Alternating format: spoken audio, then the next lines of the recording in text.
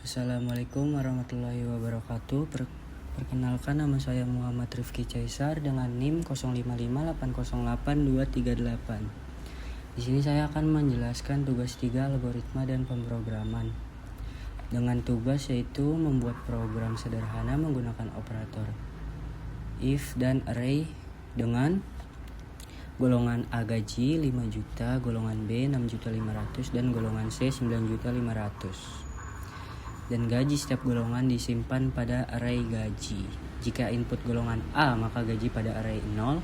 Jika golongan B, maka gaji pada array 1. Dan jika golongan C, maka akan mengambil gaji pada array 2 dengan persen array lembur yaitu 30, 32, 34, 36, dan 38.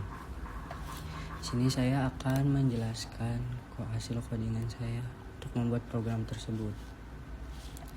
Di sini saya melakukan deklarasi data gaji dan juga persenan lemburnya sesuai dengan tugas. Lalu di sini membuat input, masukkan golongan A, B, dan C dengan memastikan program berjalan dengan huruf kapital. Lalu di sini saya juga membuat input, masukkan jumlah jam lembur. Lalu di sini saya memvalidasi golongan A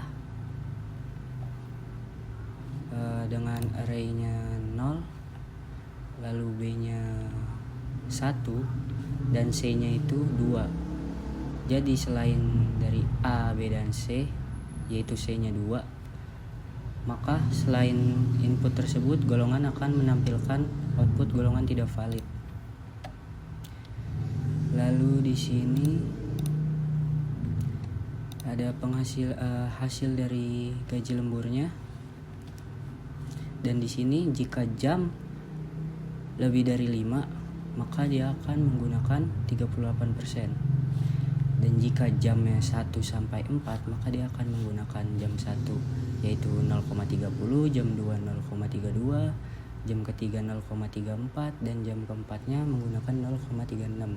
Dan jika jam lebih dari 5, maka akan menggunakan 0.38. Lalu di sini adalah penghasilannya, yaitu gaji pokoknya ditambah gaji lembur dari hasil ini, gaji pokok dikali persenan lembur ya. Lalu di sini akan menampilkan output hasilnya. Dan jika programnya di run, maka akan muncul masukan golongan. Sebagai contoh, saya akan masukkan golongan A dan dengan jam lemburnya itu 2,